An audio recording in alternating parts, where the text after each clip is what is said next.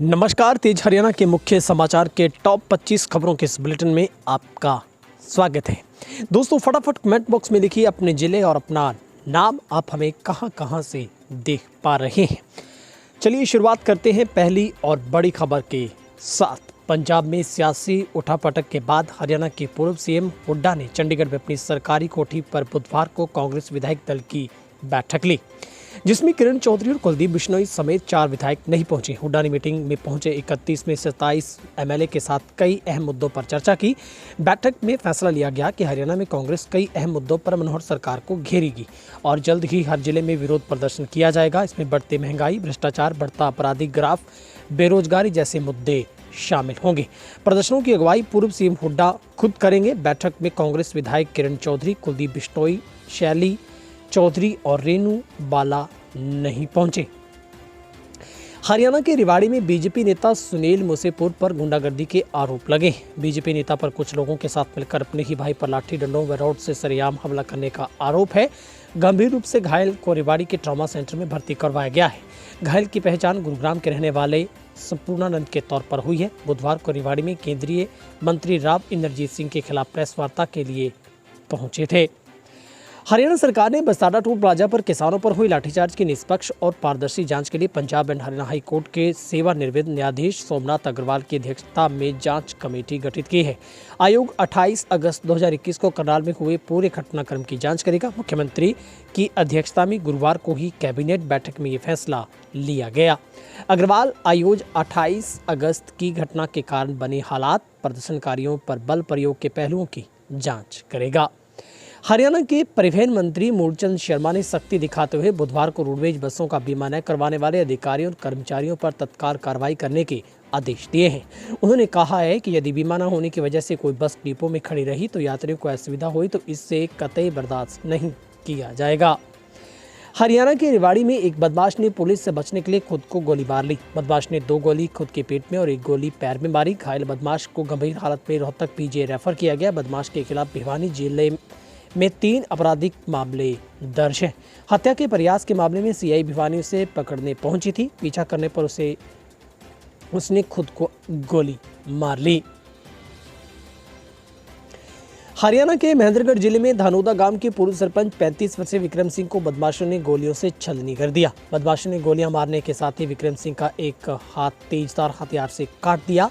कनीना थाना पुलिस ने मृतक विक्रम के चचेरे भाई देवीराम की शिकायत पर 6 लोगों के खिलाफ एफआईआर दर्ज की है।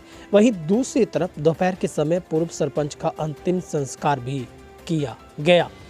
हरियाणा के पानीपत में एडवांस के 30,000 रुपये न देने पर फैक्ट्री मालिक ने बिहार निवासी अपने कारीगर को कमरे में बंद कर दिया।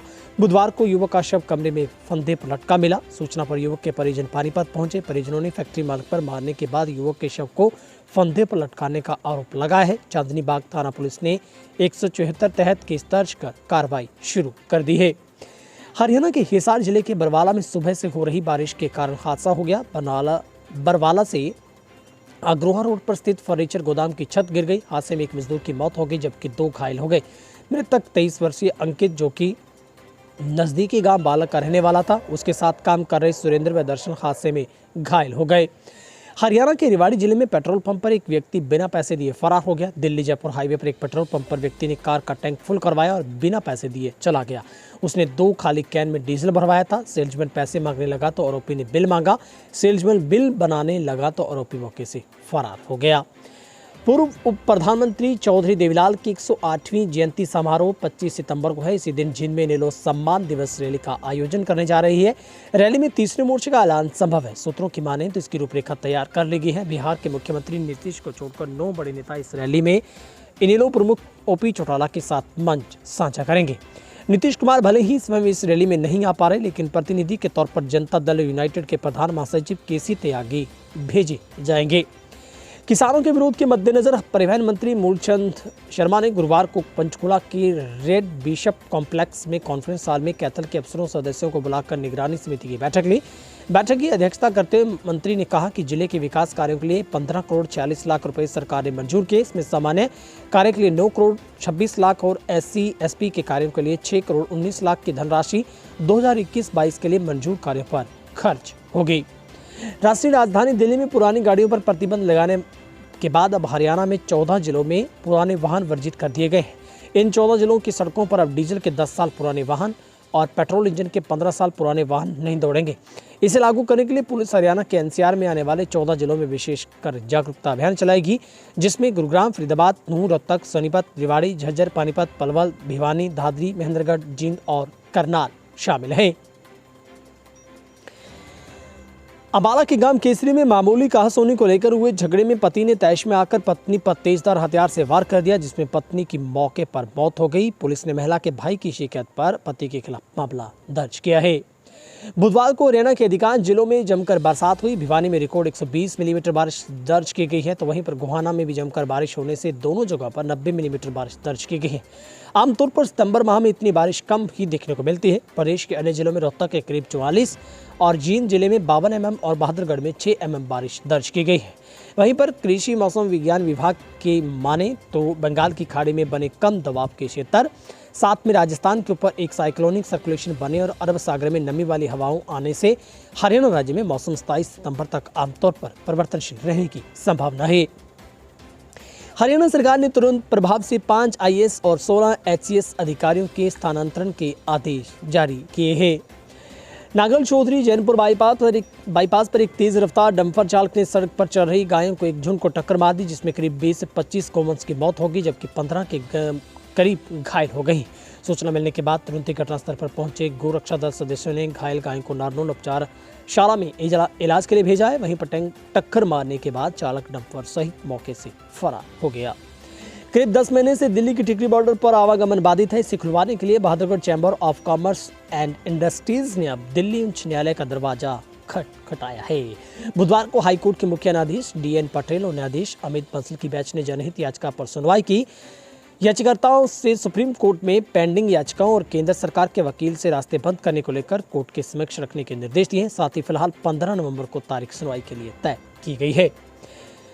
भिवानी में बुधवार दोपहर स्थानीय मेन चौक में हिसार के एक निजी विश्वविद्यालय के बच्चों से भरी बस में अचानक आग लगी। प्रत्यक्षदर्शियों की माने तो आग लगने का कारण बस की वायरिंग में शॉर्ट सर्किट बताया जा रहा है। गनीमत रही कि बस में मौजूद नन्हे मुन्ने बच्चों को समय रहते बचाया गया था। हरियाणा सरकार ने एक विशेष रूप से डिजाइन की गई योजना के तहत अजैविक कारकों के खिलाफ बागवानी किसानों को कवर करने का निर्णय लिया है। ये निर्णय मुख्यमंत्री की अध्यक्षता में मंत्रिमंडल की बैठक में लिया गया। मंत्रिमंडल ने बागवानी किसानों के लिए प्रतिकूल मौसम, प्राकृतिक आपदाओं के कारण बागवानी फसलों को होने वाले नुकसान की भरपाई के लिए मुख्यमंत्री बागवानी बीमा योजना नामक एक आश्वासन आधारित योजना के कार्यान्वयन को स्वीकृति प्रदान कर दी है। हरियाणा कांग्रेस अध्यक्ष शैलजा ने कहा है कि सरकार तथाकथित गुड गवर्नेंस का असली चेहरा सामने आया है। कोरोना की दूसरी लहर में जब सभी बाजार, फैक्ट्रियां, कारखाने, सरकारी निजी कार्यालय बंद थे, पूर्ण लॉकडाउन था, तब रोजगार खत्म होने से आम आदमी बदहास हो चुका था। हॉस्पिटलों में कोरोना मरीजों के लिए बेड नहीं थे, मरीज घुट कर मरने को जा रहे थे, किसी को ऑक्सीजन नहीं मिल रही थी। मदद के लिए कोई मंत्री, सत्ताधारी दल का नेता कोई सामने नहीं आ रहा था, जहां पर सरकार के मंत्रियों की कारें फराटे भर रही थी।